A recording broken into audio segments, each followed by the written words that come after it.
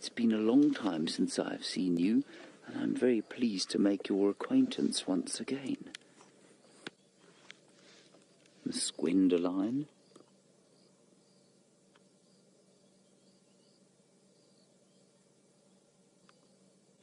She looks a bit lonely in there.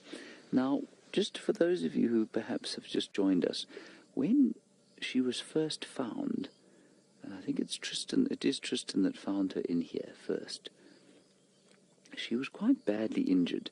Nasty cut on her right front shoulder, much in the way of biting on her withers or shoulders, her right front elbow.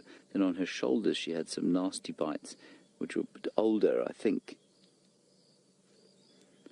And I wonder if, because she's so low ranking, she hasn't perhaps had a sort of contretemps with the slightly more high-ranking females, and that's why she's come in here, and she's just seeking refuge in a hole there. But this is unusual, to find a fully grown adult hyena inside a hole like that, unless she's got youngsters that she's actually suckling now. That's very unusual. So every day I think we must come past here and just have a little sit for a while and see what comes out. She might come out.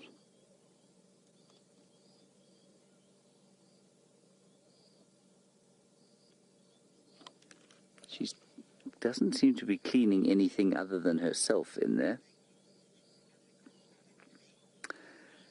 Sherilyn, no, you would expect this to be the case, certainly if you'd known about wild dogs, but you say, since she is low-ranking, was it more difficult for her to mate and fall pregnant? No, it isn't. As soon as any female in the clan falls into estrus, they will be mated. The chances of her raising her cubs, however, successfully are definitely reduced. And that's just because all food opportunities will be monopolized by more dominant members of the clan. This is not a big clan, though, so, I mean, as far as the pecking order goes, she's probably, I don't know, maybe 7th or so. But her cubs will inherit that, and of course as cubs get born to higher-ranking females, so her sort of status will continue to drop. She's also not a youngster anymore. You can see her teeth are relatively blunt from years of bone-crushing work, literally bone-crushing work.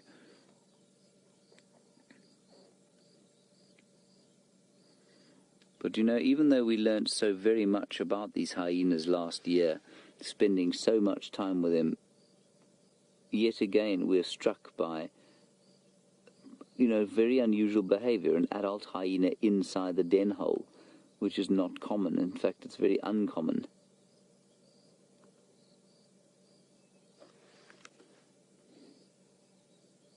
And I just wonder if there aren't 2 very small ones in there.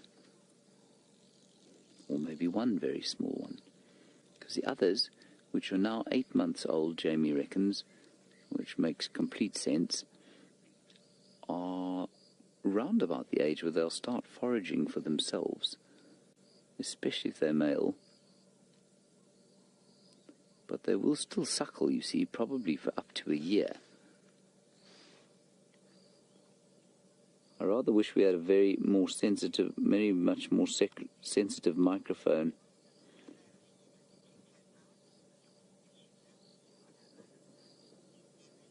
Now, Nevin, this is another great postulation, and of course this is the fun of sitting here and discussing these things. We don't know for sure, but you say, is it possible she's been kicked out of the clan? Nevin, I imagine it's possible. I can't imagine a reason for it, though. I don't really, unless the clan had got very big.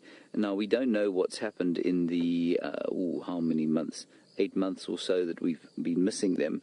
Perhaps there's been a great influx of new young cubs. Perhaps the clan has expanded to the extent that this low-ranking female was tossed out. I think it's very unlikely. I think, personally, my guess, and it might be way off, is that she's come to give birth. That is when low-ranking females leave the clan. They come and give birth on their own so that they can be away from the clan. And I think that's what she's doing. But I might be entirely wrong. Listen, listen, she's talking. She went, oh.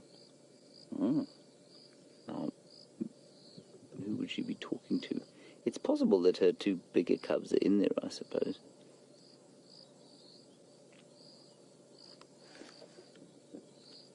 It's all rather interesting. I think we're going to sit here another 10 minutes or so, and then we'll press on to see what else we can find. There's something in there with her.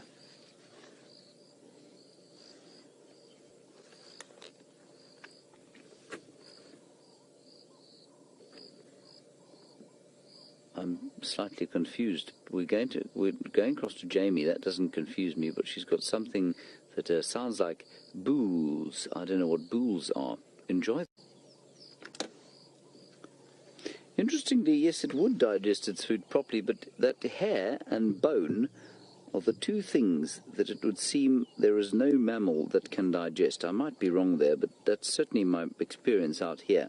Keratin in hooves and hair, indigestible even to hyenas, which says something about how powerful that chemical is, or how indigestible it is.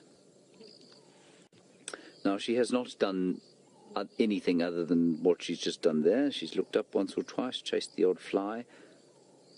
You can see huge numbers of puncture marks all over the back of her head there. So it could well be that she's just in this area to do some rest and relaxation.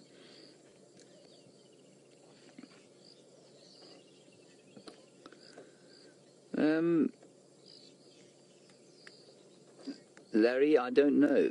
And many of you are asking, could this reclusiveness be an indicator that she's sort of sick and perhaps preparing to die almost?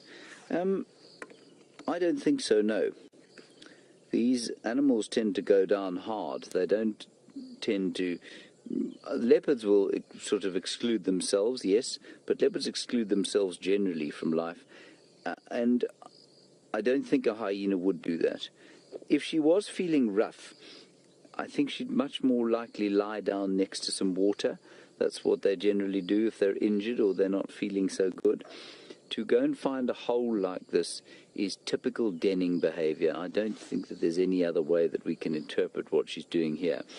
Now, whether it's for her cubs from the last litter or whether she's got new ones, I think that's the debate. Is it impossible that she's in there because she's injured just for some R&R? No, it's not impossible. I'm not sure that she's close to death either. I mean, she's in very good nick muscular-wise. I mean, she's got lots of muscle on her. She just has been bitten and chewed on by the rest of her friends. But she really hasn't done a great deal, so we'll give her another 5 minutes or so. And then I think we'll press on. Very pretty example of Chloris roxburghiana there. That's the feathered chloris, the grass waving gently in front of her face. And just to keep you posted, Brent is still with the dogs, but he's got no signal. I'm not sure where they are. By now they must be close to, I imagine, sort of Nelspruit.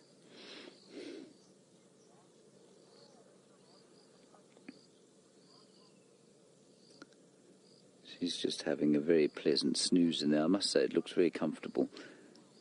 And you know how many times we've walked past this den thinking, I wonder, and come to that hole and kind of put our heads into it. Imagine putting your head in and finding that in there. That would be very distressing. She'd come out rather fast, do you, I think? All right, well, as she falls asleep, I think we're going to press on. We're not far from Chitwa. We'll nip down to the dam there, and if there's nothing there, we'll knock about and see if we can't find Tundi. Is it true that they're more related to cats than dogs? Yes, they are. That is true. I would like to try and sort of draw you a cladogram, but I'm not going to do that here because I'd have to do it in the sand, and if I got out of the car, she'd be upset. Basically, you have the order Carnivora, right? That's the order that they all belong to. Do you like my jewellery? It was made for me by Rexon yesterday. Isn't it nice? Yes, very nice. That is not an advertisement. You cannot buy this at royaljewellery.wildearth.tv. So you've got the order Carnivora, into which all the carnivores go, and then you've got a number of different families. You've got the cat family, you've got the dog you've got the cat line, and then you've got the dog line that go down, and those two, they're sort of sub-orders, and into the cats go, or into the cat line go the cats, the hyenas, the mongoose, if I'm not mistaken. I think so. And then into the dog line go the canids, which are the dogs, and the mustelids, which are the badgers and that sort of thing. So they're actually more closely related to things like mongoose than they are to animals like cats or to dogs. But they're quite a long way distantly related to dogs. So yes, they are technically more closely related to cats than they are to dogs. All right, let's move on from here. Goodbye, Gwendoline. Have a lovely day. I hope you feel a little more sprightly a bit later.